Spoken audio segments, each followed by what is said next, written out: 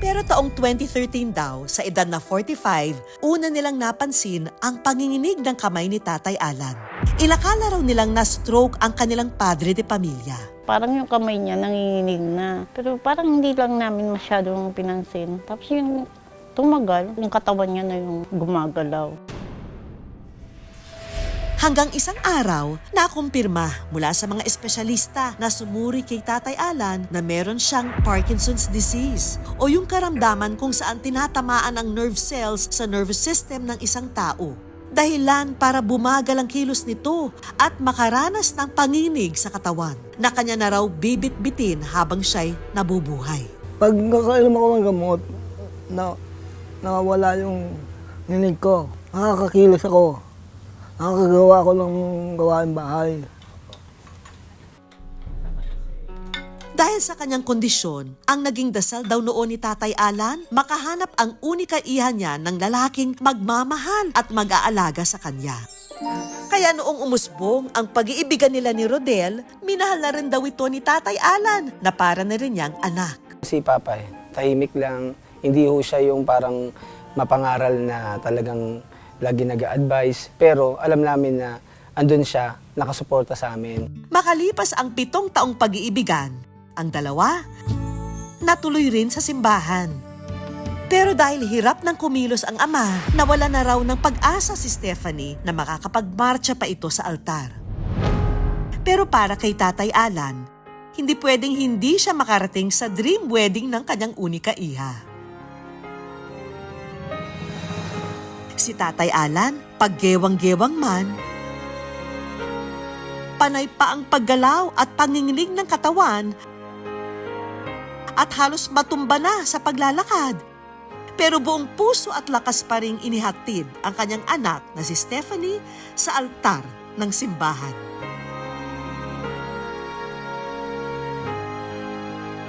Si Papa, nakikita ko na talagang nilalabanan niya yung sakit niya.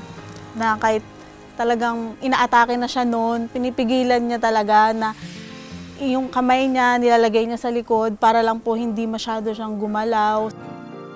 Wala ka lang kami sa simbahan. Titingin sila eh. Pero kinaya ko para sa anak ko. Iba po talaga yung moment na yon para sa amin. So ako talaga hinahawakan ko siya ng mahigpit na minsan ma-out of balance na kami. Pero talagang inaano ko yung sarili ko na huwag kaming matumbang dalawa. Buong higpit ding niyakap ni Tatay Alan ang manugang na si Rodel. Kaya ang mga saksi sa kasalan, napaluhan na rin. Sa tuwing naiisip ko, binabalikan ko yung mga videos namin, talagang umiiyak po ako. Kasi alam ko na nahirapan talaga yung papa ko at tiniis niya yun para sa akin.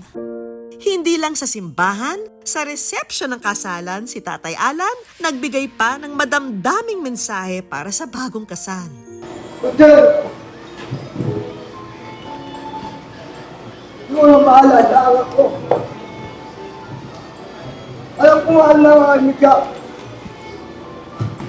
Magpasalamat na ako sa mga magulang mo. Nagtinanggap nila siya. Kaya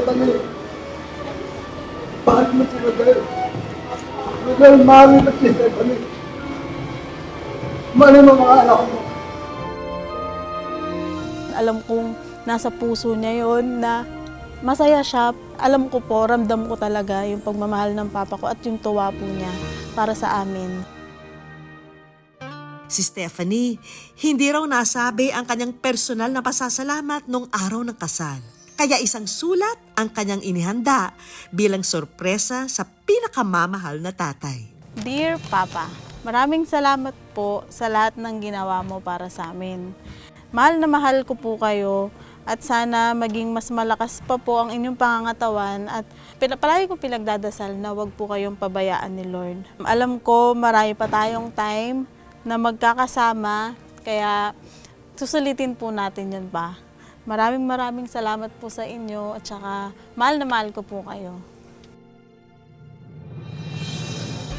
Pagkahaba-haba man ang prosesyon, sa simbahan pa rin ang tuloy. Pero wala na nga raw masasaya pa kung sa iyong pagmarcha patungo sa iyong Prince Charming, Ang nasa tabi mo, walang iba, kundi ang kauna-unahang lalaki sa puso mo, ang iyong minamahal na ama.